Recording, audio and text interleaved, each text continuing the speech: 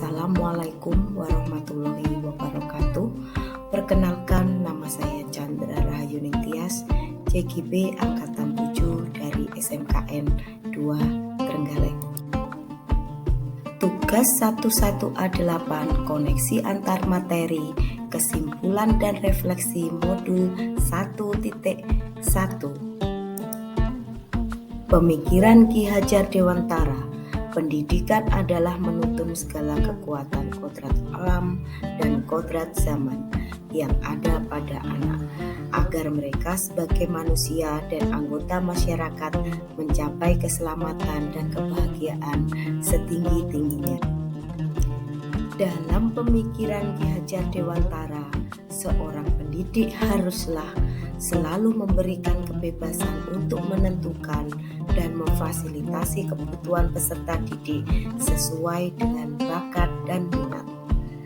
Dan peserta didik hendaknya selalu memberikan kebebasan untuk bereksplorasi, untuk mengembangkan bakat dan minatnya sesuai kodratnya masing-masing.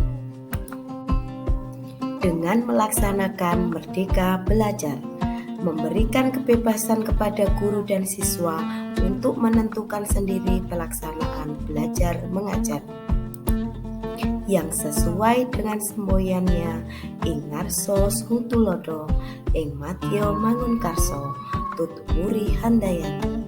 Tugas kita hanya memberikan tuntunan, arahan, serta bimbingan untuk memperbaiki laku mereka agar Merdeka Belajar dapat berjalan secara optimal. Kesimpulan dan refleksi terhadap pemikiran Ki Hajar Dewantara. Apa yang saya percaya tentang murid dan pembelajaran di kelas sebelum saya mempelajari modul 1.1?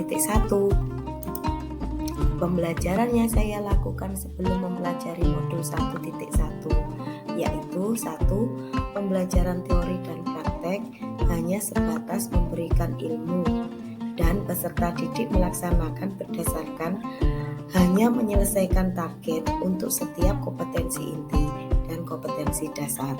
Dan yang kedua, saya selaku guru lebih dominan dibandingkan dengan keaktifan peserta didik, sehingga pembelajaran yang didapat hanya menguasai teori dan praktek tanpa didasari makna kemana arti dari pembelajaran tersebut. Dan yang ketiga, sebelum praktek, job sheet dan bahan alat harus tepat waktu tanpa memperhatikan kekurangan peserta didik. Yang keempat, saya sering mengeluh, kadang marah di saat pembelajaran praktek karena peserta didik masih kurang bisa bereksplorasi dengan proyek tidak sesuai dengan perencanaan yang ada di job sheet dengan tanpa melihat karakteristik peserta didik. Yang kelima, saya mempunyai batasan interaksi dan batasan minat peserta didik dalam pelajaran yang saya ampuh.